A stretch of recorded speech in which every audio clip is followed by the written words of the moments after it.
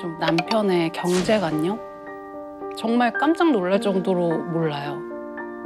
빚이 없는 거를 되게 자랑스러워해요. 네, 대출도 받아본 적도 없고 제가 신용카드를 만들어 본 적이 한 번도 없습니다. 신용 엄청 좋을걸요, 저. 그래서? 아, 신용카드 안 만들었다서 신용이 좋은 게 아닌데. 이것만 봐도 경제관념이 어떤지 보이시죠? 그러니까 그 뒤에 당연히 혼인신고, 애기, 이게 따라오지가 않는 것 같아요. 돈을 버는 거에 너무 치여 살다 보니까 조금은 욕심을 좀 내려놓고 우리가 좀 더 작은 집, 뭐 그냥 작은 차에서 살면 어때? 우리가 행복하면 되지라는 생각이 있거든요, 저는. 거짓말이라고 생각해요. 이거 나가도 되나? 국진함으로 되게 욕을 많이 먹었어요. 124만 원? 그래. 왜 그래? 아, 저걸 와이프 주려고 산 게 아니라. 자기 개인적으로 쓴 적이 한 번도 없어. 오늘 쓴 건 뭔데? 그러니까 얼마 만에 이게 산 거냐고. 그걸 왜 네가 정하는데? 그럼 누가 정해? 나는 내 마음대로 할 수 있는 게 아무것도 없어? 너가 돈에 미친 거 아니야? 네가 벌어서 사! 아, 좀 적당히 해, 진짜. 이런 경제관념이나 이런 거에 대해서 전혀 몰라요. 연수입이 좀 두 분은 어떻게 되시나요? 잘 벌었다 하면은 한 4, 5천까지는 벌지 않을까? 아, 1년에? 네. 네. 근데 이제 수입이 아예 없을 때는 진짜 빵원일 때도 아, 있고. 네. 네. 몇십억 정도는 되는 것 같아요. 제가 이제 1년에? 사업을 하는데 네. 그 정도? 근데 이제 일단은 성욱 씨가 지혜 씨 카드를 원래도 가지고 다니시나 뭐 이런 생각도 또 한편으로 들어요. 다시 만나고 1년 연애하고 결혼을 했는데 네, 아마 연애 시작하고 얼마 안 돼서 카드는 줬던 것 같아요. 근데 그 이유가 저랑 같이 데이트를 나가도 제가 카드를 쓰는 좀 그림보다는 남편이 하는 게 더 나아 보여서 그렇게 주다 보니까 그게 지금까지 이어지고 있는 거거든요. 그 금액보다 일을 해요. 일을 하면 자신의 페이가 뭐 얼마인지, 1년에 내가 얼마를 벌었는지 이런 계산을 아예 안 해요. 그러고 나서 나는 벌었어. 그리고 번 걸 너한테 100% 다 줬기 때문에 난 이런 걸 살 수 있어 라고 생각하는 그 마인드가 저는 서운했던 거였거든요. 제가 생각을 해보다가 어찌됐건 둘 중에 한 명만 벌면 되는 거니까 스트레스 받고 있지 말고 내 일을 같이 하거나 아니면 집안일 내가 못하니까 굉장히 자존심 상해하더라고요. 굉장히 자존심 상해하더라고요. 가장이고 돈이 없으면 정말 막노동이라도 해야 되는 거 아닌가? 그거를 왜 안 하지? 한번 그걸로 싸웠던 적도 있어요. 솔직히 그냥 좀 점점 기대 가는 거예요. 저도 모르게. 그리고 나중에는 내가 무슨 일을 해야 되는지조차도 제 스스로 판단이 안 서서 그냥 아 와이프 말이 맞구나 하고 좀 제 주장도 안 펼치고 뭐 이런 것도 많이 있긴 하거든요.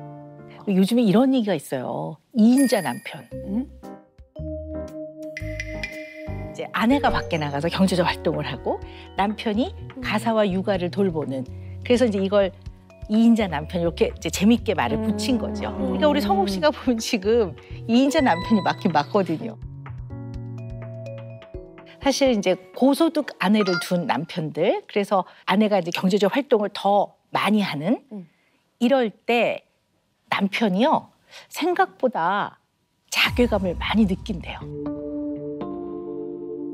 부부 갈등의 1위가 경제적인 문제라니까요. 그러니까 이게 이야기를 꺼내놓고 하면 굉장히 치사해지는 것 같아서. 맞아. 네. 맞아요. 돈이 이게 치사한 느낌이 들지만 근데 우리가 여기서 여러 가지 생각을 해봐야 돼요. 되게 중요한 주제인데요.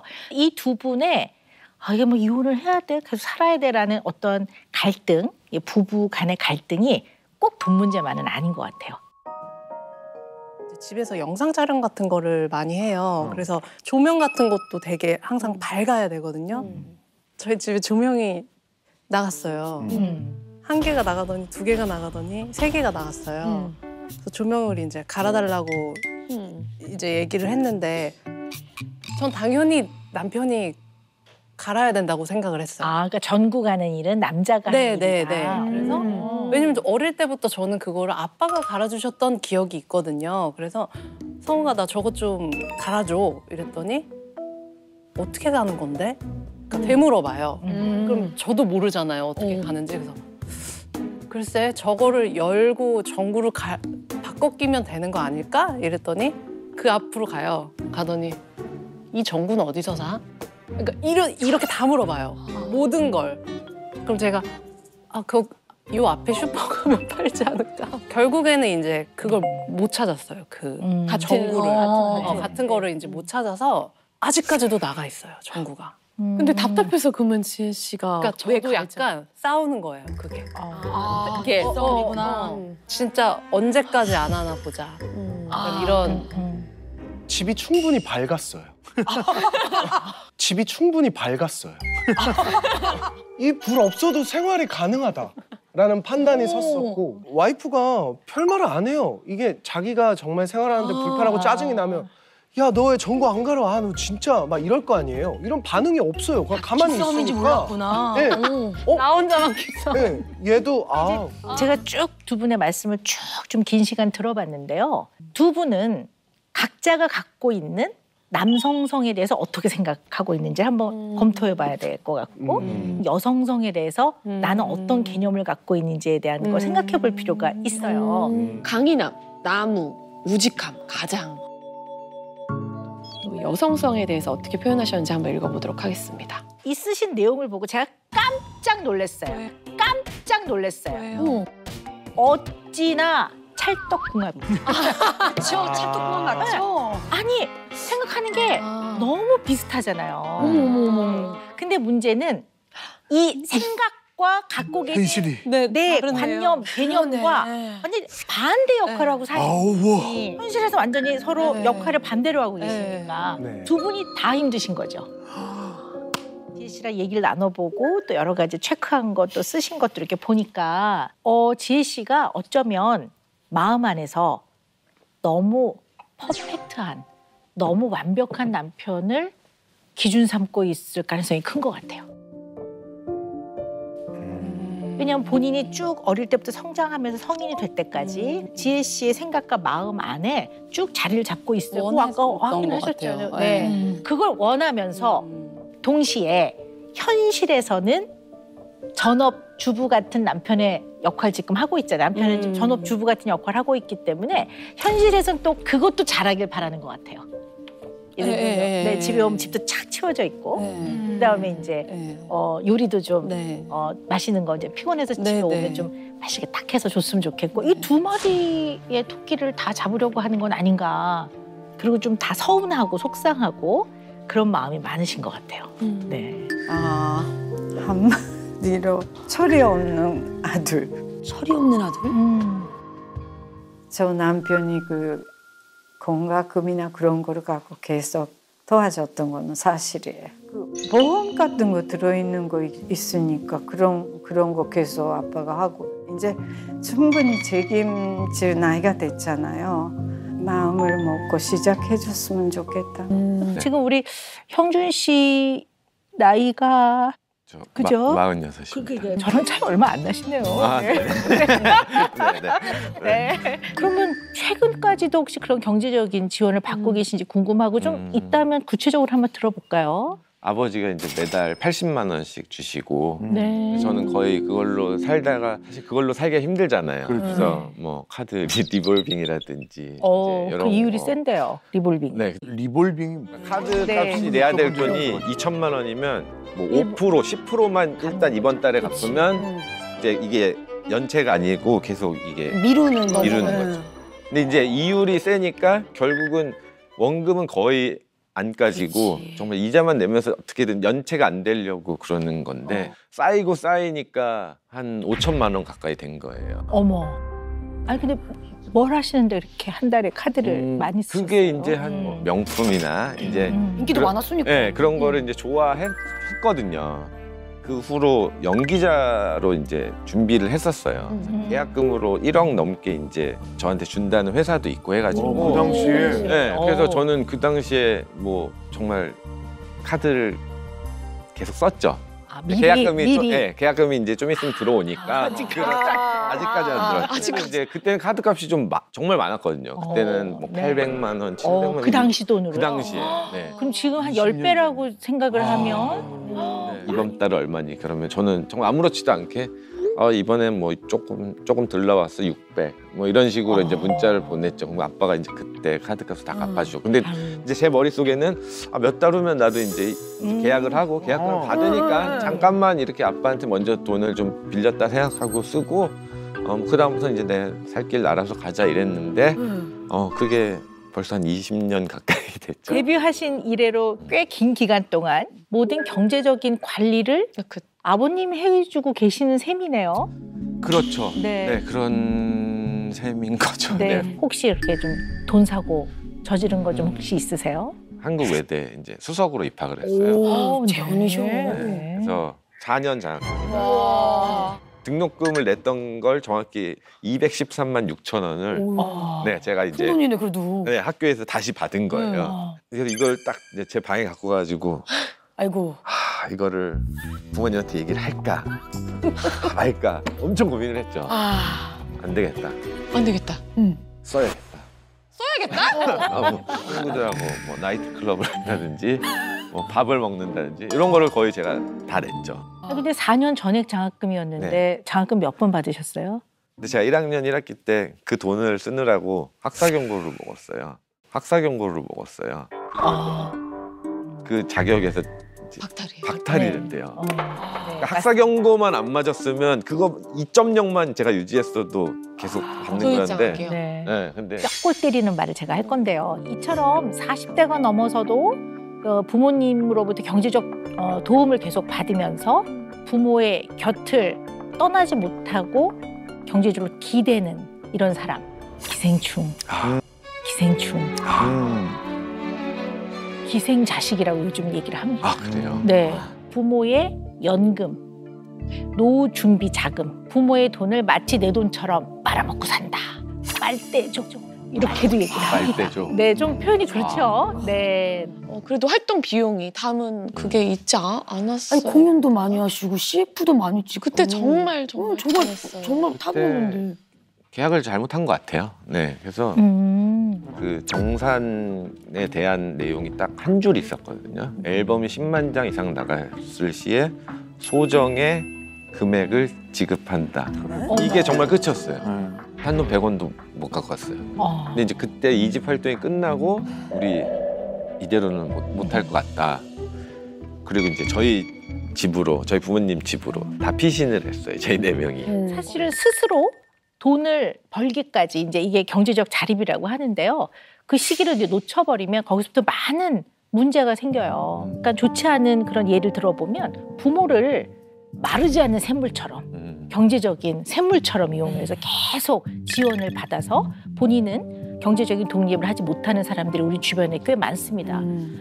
돈에 대한 개념은요. 경제 개념은요. 어릴 때부터 배워줘야 돼요. 36개월이 넘으면요. 아이들한테는 조절과 절제를 연령에 맞게 가르치기 시작해야 돼요. 조절과 절제. 네, 그래서 장난감도 사줘야 돼요. 근데 문제는 그걸 가지고 노는 거잖아요. 사주는 행위가 중요한 게 아니라. 그럼 이제 아이가 장난감을 매번 사달라고 할 때는 네가 장난감 사달라고 하는 건 이걸 갖고 재밌게 놀고 싶은 거지. 그러면 우리 생각해보자. 이런 비슷한 장난감이 집에 있으면 이걸 가지고 엄마, 아빠하고 재밌게 놀자. 이렇게 한다든가. 그래서 아이 수준의 나이에 맞게끔 경제적인 개념을 부모가 여러 번에 걸쳐서 가르쳐야 되고요. 그래서 이걸 제대로 못 배우면 돈에 대한 개념, 죽을 때까지 잘 안 바뀌어요. 근데 그게 결국은 아주 어릴 때부터 부모로부터 배운다는 거죠. 그러면 우리 그 형준 씨 같은 이런 상황의 노인분들에게는 이제 부모님의 책임이 어느 정도 있다라고 네. 좀 생각해 볼 수도 있겠네요. 이제 최근 4년 전, 그러니까 42살까지는 경제적인 독립을 못 하시고 사실 부모님의 마르지 않는 셈, 그리고 그 셈은 진짜 마르지 않으셨던 것 같아요. 진짜 궁금하기도 하는데. 네. 영원히 안 말랐으면 좋겠어요. 네. 그 왜 어머님 처음에 그 인터뷰 영상 저희 네. 같이 봤거든요. 네. 제일 첫 장면이 어머님이 깊은 한숨을 쉬신 장면이 기억이 나는데요. 사실 이제 깊은 한숨은 깊은 사랑을 의미한다고 저는 생각해요. 네, 그래서 미래에 대해서 너무 염려가 되고 네. 근데 그대로 실려 있더라고요. 다시 태어나면 이런 아들 갖고 싶지 않아요. 왜 그렇게 40이 넘는 아들에게 경제적인 도움을 주셨는지 특별한 이유가 있으신지 좀 직접 여쭤보고 싶었어요. 아, 제가요 시댁에 있었거든요. 아무것도 모르니까요. 시댁에서 제 교육은 3번째예요. 아버님, 어머님, 그다음에 저예요. 할머니 할아버지가 제 자리가 아무튼 없는 것 같아요. 보통 어른 그러면 제일 먼저 생각나는 게 신체적인 독립, 경제적인 독립, 심리적인 독립. 이게 되게 중요하다고 보거든요. 피터팬 증후군이란 말 많이 들어보셨죠? 네. 피터팬 증후군이라는 거는요. 성인이 돼서도 내가 경제적인 독립도 하고 여러 가지 난관도 헤쳐나가야 되는 그야말로 성인으로서의 현실 이런 것들을 좀 피하기 위해서 스스로 어른이 되고 싶지 않은 거예요. 어른이 되고 싶지 않은 거예요. 피터팬 증후군의 가장 큰 문제는요. 특히 형준 씨 같은 경우도 마찬가지인데요. 부모로부터 아낌없는 사랑과 지원을 받았거든요. 이 헌신에 대한 두려움을 가지게 돼요. 이게 무슨 얘기냐면 나는 우리 부모만큼 자식한테 이렇게 헌신하는 삶을 살 수 있을까? 나는 못할 것 같은데 이 헌신에 대한 두려움이 커지면요. 사실 사회적인 무력감에 빠질 수 있어요. 네, 맞아요. 저도 좀 그러니까 이제 퇴사자가 끝나고 나서는 진짜 되게 인생에서 정말 가장 큰 쇼크 중에 하나였거든요. 배송 업무를 하기 전까지 한 4, 5년은 아무것도 안 해서 너무 힘든 시간이었어요. 지인들은 다 일하러 가면 저는 밤늦게까지 뭐 영화 보고 인터넷 하다가 자고 낮에 일어나서 아무도 없는 집에서 그냥 몇 년을 살았어요. 근데 폰에 이제 걸음걸이 나오는 어플 있잖아요. 그런 거 보면 한 5일 동안 0, 0, 0, 0, 0 정말 제 인생에서 너무 좀 힘들었던 시간이었어요. 활동을 안 하고 나서부터 이제 그런 게 저한테 너무 스트레스였나 봐요. 그래서 저 자신의 자괴감 이런 게 컸던 것 같아요. 저는 아까 형준 씨 인터뷰에서 보면 침체기를 겪었다고 봐요. 게을러서 하나도 안 움직였다기보다는 제가 봤을 때는 침체기였어요. 굉장히 침체되어 있고 슬럼프라고 보고 그때의 감정은 우울감이에요. 사실은 울적하고 우울한 거거든요. 일을 안 하고 있는 자기 자신에 대해서 남들에게 그걸 설명해야 되고 또 내가 지금 일을 안 하고 있습니다라는 것들이 드러나야 되고 뭔가 얘기해야 되는 상황이 되게 싫었던 것 같아요. 약간 어떻게 보면 추락해서 아니면 이제 그렇게 돼서 이제 다른 사회로 옮겨간 것 같은 느낌이 들어서 그때는 되게 진짜 마음 아팠죠. 근데 어떤 영역에서든 그게 꼭 연예계뿐만 아니라 어떤 영역에서 성공을 하면 사실 그때부터가 시작이거든요.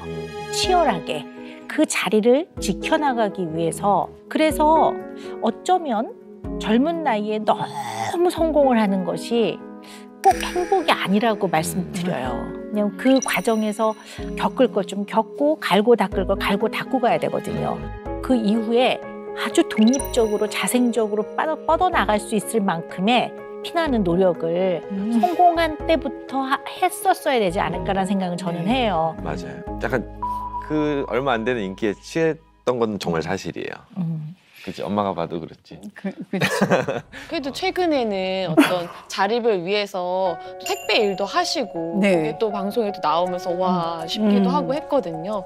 처음 그 택배 일을 한다고 들으셨을 때 어떠셨는지 궁금합니다. 아, 저희 부부는요 너무 기뻐했어요. 형준이 상황에서 가장 적절한 일을 됐겠구나 그렇게 생각했어요. 택배 일을 시작하고 한 2-3달 지났을 때 이제 어머니한테 전화로 나 택배 일을 시작했다.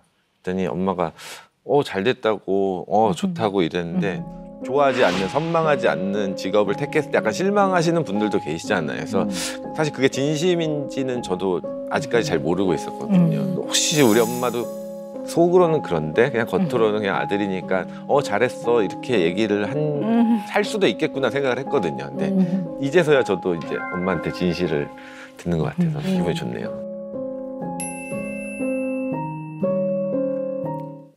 25살 형준 청년에게 제가 해주고 싶은 얘기가 있어요. 근데 21년 전에 만났다면 태사자가 아니어도 형준이는 형준이야. 택배를 해도 형준이 형준이야. 부모님의 소중한 아들이고 이 우주의 유일한 사람이고 그냥 너는 너야. 앞으로 어려움이 있을 거야. 원래 인생이 그래. 너만 겪는 게 아니야. 다만 그 과정에서 그냥 시도해보고 실패를 경험해봐. 그런다고 네가 못난 사람이 되는 건 아니야. 인생을 너무 두려워하지 말고 발을 내디뎌 보렴. 행복한 건 어떤 조건을 갖추는 게 아니야. 그냥 일상에 그냥 순간순간 벅찬 마음이 확 차오를 때지. 그걸 잊지 말고 그걸 꽉 붙잡고 두려워하지 말고 첫 발을 내디뎌 봐. 너는 너야. 너는 너야.